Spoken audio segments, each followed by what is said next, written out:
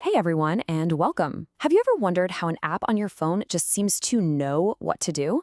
Well, today we're going to pull back the curtain on that little bit of magic. We are going to teach our code how to think, how to evaluate a situation, and how to make smart choices using some of Python's most fundamental tools. So let's get into it and give our code a mind of its own. It really all boils down to this one question. How does your bank's app flag a transaction that looks a little weird? Or how does a streaming service perfectly recommend your next binge watch? I promise you, it's not magic. It's actually just a series of questions and answers that are written right into the code. And this quote really hits the nail on the head. This is why it's so important. It doesn't matter if you're analyzing huge data sets, building a video game, or making a website. Your program is constantly coming to these forks in the road.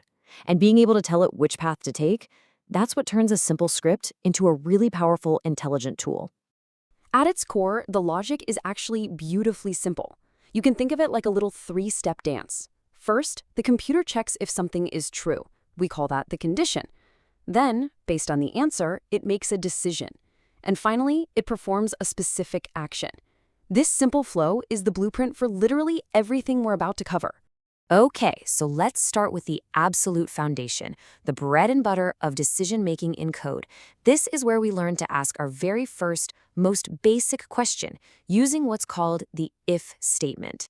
Think of an if statement like a gatekeeper. It has one super simple rule.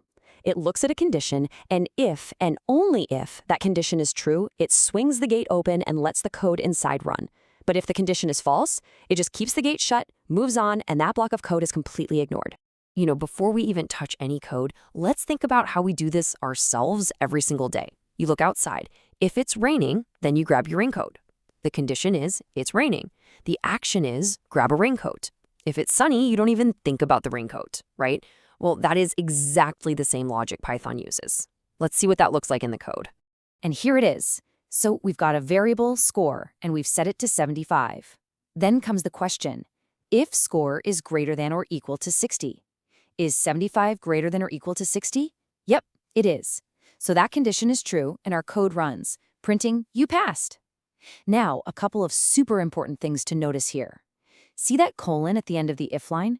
And see how the next line is indented? That indentation is absolutely crucial.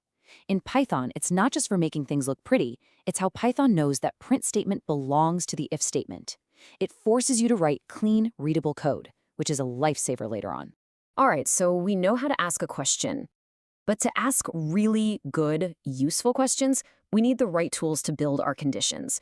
And these are what we call comparison operators. Just think of these symbols as the grammar we use to form our questions. They let us compare one thing to another. And here's a heads up for a super common mistake. Look at the one for equal to. It's a double equal sign. A single equal sign is for assigning a value, like score equals 75. But the double equals is for asking a question.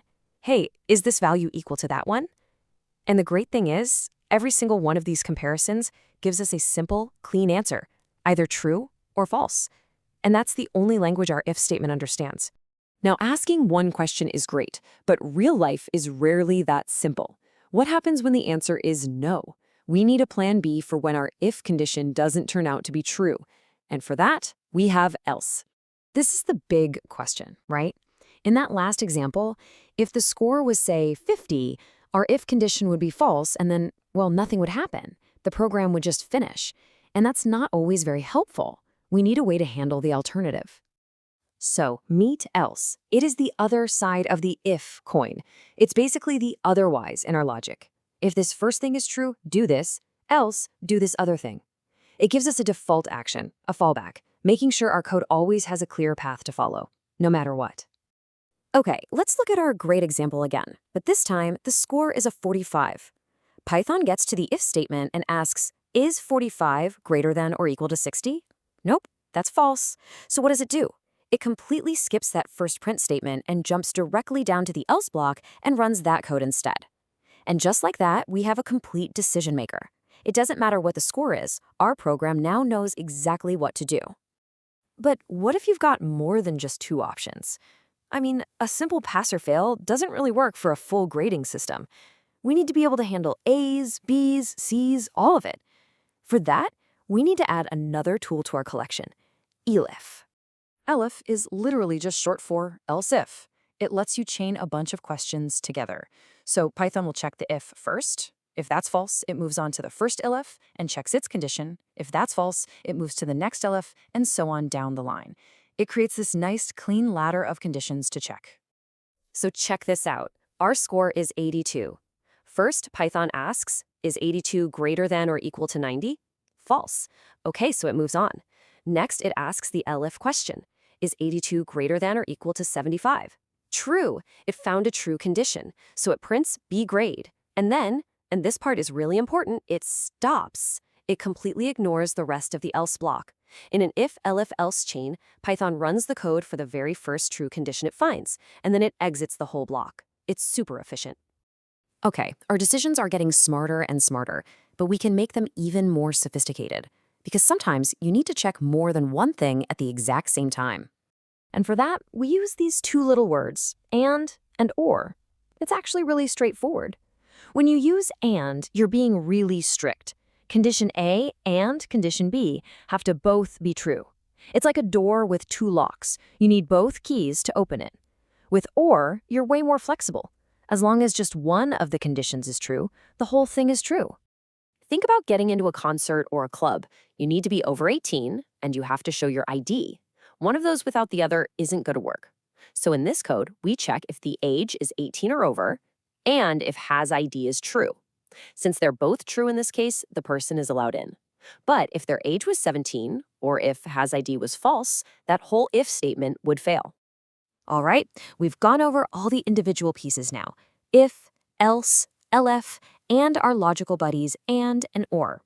So let's do the fun part and put it all together to build a small but genuinely useful little program. So let's build a little outfit advisor. First, it checks the most specific, complex condition. Is it raining?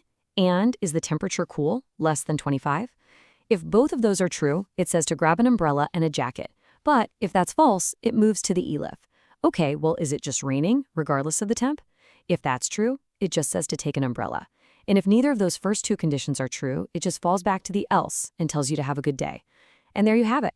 By combining these simple tools, we've made some code that can handle multiple factors and has some real nuance to it.